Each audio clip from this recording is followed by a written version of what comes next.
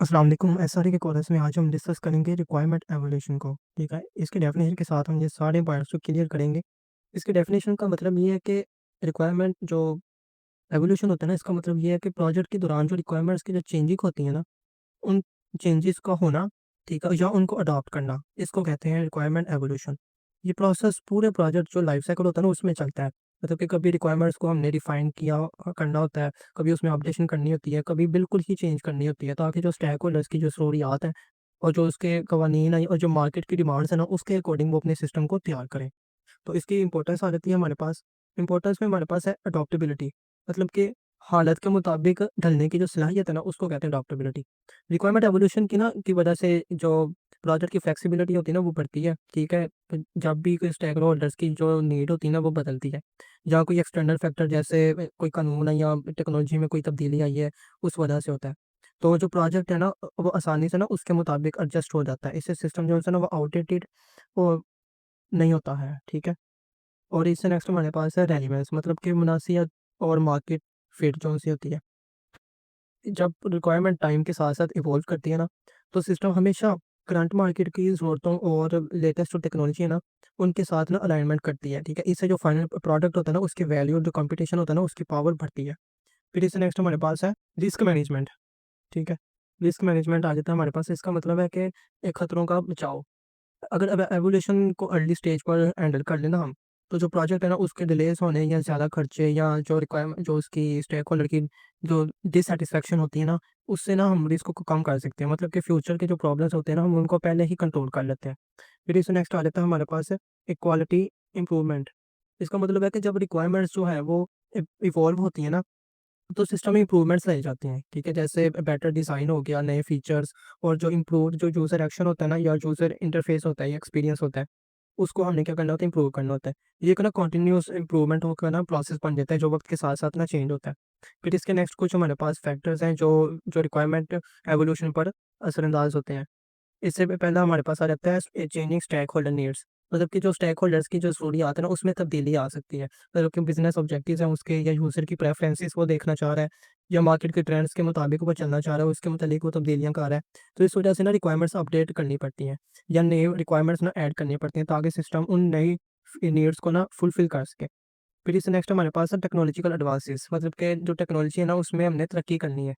जब नए टूल्स और जो प्लेटफ़ॉर्म्स एंड टेक्नोलॉजीज़ इंट्रोड्यूस होती है ना, तो सिस्टम में इंक्लूड करना ज़रूरी होता है। ठीक है? इससे जो एक्सिस्टिंग जो रिक्वायरमेंट्स होती है ना, वो अपडेट करनी पड़ती हैं, ताकि सिस्टम मॉडर्न और रेलेवेंट रहे। फिर इससे नेक्स्ट हमारे पास आ जाता है रेगुलेटरी चेंजेस, मतलब कि अगर किसी इंडस्ट्री के रूल्स या रेगुलेशंस जो है ना, वो चेंज हो जाते हैं, तो प्रोजेक्ट की रिक्वायरमेंट्स भी उनके मुताबिक ही एडजस्ट करनी पड़ती हैं, ताकि जो सिस्टम है ना, वो लीगली कंप्लायंट हो, उसको हम उस रूल्स के अकॉर्डिंग ही बना सकें। फिर कुछ हमारे पास यहाँ पर आ जाता है एक मार्केट कंडीशन आ जाती है, कि वो मार्केट की जो कंडीशंस है ना, उसके अकॉर्डिंग चलता है, कि कंपटीटर जोन-सा है किसी दूसरी कंपनी का, वो कोई इंप्रूवमेंट लेके आना चाह रहा है, तो हमें भी उस हवाले से कुछ इनोवेशन ऐड करनी चाहिए। तो ये सारी चीज़ें आती हैं। फिर इससे नेक्स्ट हमारे पास आ जाते हैं इसके कुछ चैलेंजेस, मतलब कि स्कोप क्रीप। इसका मतलब है कि काम का बढ़ जाना बगैर कंट्रोल के। मतलब कि अगर जो रिक्वायरमेंट है ना, वो चेंजेस को प्रॉपर्ली मैनेज नहीं किया जाए, ठीक है, नहीं किया जा रहा, तो वो प्रोजेक्ट का जो स्कोप है ना, वो अनकंट्रोलेबिलिटी हो सकती है उसकी, वो ना बढ़ सकता है, उसमें कंट्रोल नहीं आ सकता। इससे ना सिर्फ जो सी वो डिलेस होती हैं, बल्कि बजट बजट भी ज़्यादा लगता है। इस प्रोसेस को ना स्कोप क्रीप कहते हैं। फिर इससे नेक्स्ट हमारे पास आ जाता है कम्युनिकेशन इश्यूज़, मतलब कि राब्ते में इशू। जब स्टेक होल्डर और टीम मेंबर्स के दरमियान सही से बातचीत नहीं होगी, तो रिक्वायरमेंट्स का मतलब भी हर शख्स को अलग-अलग समझ आएगा। तो इससे फिर कन्फ्यूजन भी होगी, और फिर जो उसके प्रोजेक्ट के अंदर जो कॉन्फ्लिक्ट्स है ना, वो भी पैदा होंगे। फिर इससे नेक्स्ट हमारे पास आ जाता है डॉक्यूमेंटेशन ओवरहेड, मतलब कि जब रिक्वायरमेंट्स बार-बार चेंज होती है ना, तो उन सब चेंजेस का रिकॉर्ड ना रखना मुश्किल हो जाता है। स्पेशली जब अगर कोई एक प्रोजेक्ट है बड़ा है, तो उसकी जो डॉक्यूमेंटेशन का काम है, वो काफ़ी टाइम कंज्यूमिंग होता है, वो बोरिंग बन जाता है, कि उसमें बार-बार चेंजिंग भी आ रही है, फिर हमने उसको एडजस्ट भी करना है, तो वो फिर बार-बार ना बंदा समझे उकता जाता है काम से। फिर एक नेक्स्ट आता है हमारे पास मेंटेनिंग कंसिस्टेंसी, मतलब कि रिक्वायरमेंट्स को हमने कंसिस्टेंट रखना होता है। रिक्वायरमेंट्स के चेंजिंग के साथ-साथ ना बाकी जो प्रोजेक्ट फाइल्स होते हैं, जैसे कोड और उसके डॉक्यूमेंट्स को भी ना हमने अपडेट करना होता है। इन सब चीज़ों में ना कंसिस्टेंसी मेंटेन करना डिफ़िकल्ट होता है, और अगर प्रॉपर्ली ट्रैक ना किया जाए, तो एरर्स आ सकते हैं, जो जब हमने डिप्लॉयमेंट करनी होती है अपने सॉफ्टवेयर की। फिर इससे नेक्स्ट हमारे पास इसकी ना कुछ स्ट्रैटेजीज़ हैं, जिससे हम रिक्वायरमेंट एवोल्यूशन को ना मैनेज कर सकते हैं।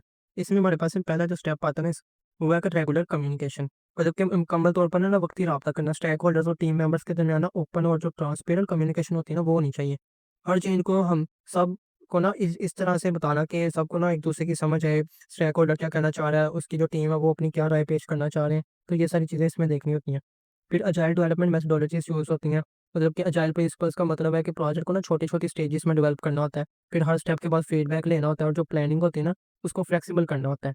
ठीक है? ये जो मेथड है ना रिक्वायरमेंट चेंजेस को आसानी से ना एक्सेप्ट कर लेता है। क्योंकि इसमें छोटी-छोटी पार्ट्स बने हैं तो वो फिर उसके मुतालिक ना अपनी डिप्लॉयमेंट करते हैं सॉफ्टवेयर की और अपना फीडबैक भी लेते रहते हैं। तो इसलिए फिर जो अजाइल जो डेवलपमेंट है वो आजकल ज़्यादा पॉपुलर है। फिर इस नेक्स्ट हमारे पास आता है फ्लेक्सिबल रिक्वायरमेंट मैनेजमेंट प्रोसेस। मतलब कि जो सिस्टम है ना उसको फ्लेक्सिबल बनाना। ऐसी प्रोसेसेस यूज़ करो जो रिक्वायरमेंट्स को ना थोड़ा-थोड़ा करके अपडेट करने दें। मतलब कि वर्जन कंट्रोल्स रखे और हर एक चेंज का ना रिकॉर्ड मेंटेन करे। इस तरह अगर कोई भी चेंज आए ना तो सिस्टम उसको ना हैंडल करने कर लेता है और उसको एफिशिएंटली परफॉर्म करना पड़ता है फिर वर्जन कंट्रोल और डॉक्यूमेंटेशन आ जाती है। इसका मतलब कि रिक्वायरमेंट जो चेंजेस है ना उसको ट्रैक करने के लिए ना वर्जन कंट्रोल्स टूल्स रखने पड़ते हैं जैसे गिट हो गया, ठीक है? हर जो वर्जन का ना एक रिकॉर्ड हो कि किसने क्या चेंज किया, कब किया, सब डॉक्यूमेंटेड होना चाहिए। इससे जो सिस्टम की जो ट्रांसपेरेंसी होती है ना, वो क्या कहते हैं बरकरार रहती है और फिर उसमें अकाउंटेबिलिटी बढ़ती है। फिर नेक्स्ट हमारे पास इसका एक पॉइंट आ जाता है जिसमें है कंटीन्यूअस इम्प्रूवमेंट। मतलब कि हमने मुसलसल इसमें इम्प्रूवमेंट लानी है, फिर लर्निंग करनी है हमने अपने पास्ट एक्सपीरियंसेस से, जैसे पुराने जो भी तजुर्बे थे उसको सीखना पड़ता है। तो पहले कोई अगर हमने मिस्टेक की है उसको हमने दोबारा नहीं दोहराना और जो सक्सेसफुल जो मेथड है ना उसको यूज़ करना होता है। इससे हम ना सीखते हैं कि हमने नए नए प्रोजेक्ट्स में ना इम्प्रूवमेंट लेके आनी है, ठीक है? फिर वो हर प्रोजेक्ट से ना कुछ नया सीखते हैं, ताकि हम दोबारा इस गलती कोई अगर हुई है तो उसको ना दोहराएँ। फिर हमारे पास आता है रेगुलर रिव्यूज़ एंड अपडेट्स। मतलब कि प्रोसेस का ना जो वक़्ती जायज़ा होता है ना वो लेते हैं। रिक्वायरमेंट्स मैनेजमेंट प्रोसेस को ना टाइम टू टाइम हमने ना रिव्यू करना होता है। ठीक है, नए चैलेंजेस या नए टूल्स को देखकर ना हमने हर सिस्टम में ना बेहतरी लानी होती है, ताकि वो जो अपडेट या उसकी एफिशिएंसी है ना वो वर्क फ्लो चलता रहे उसका।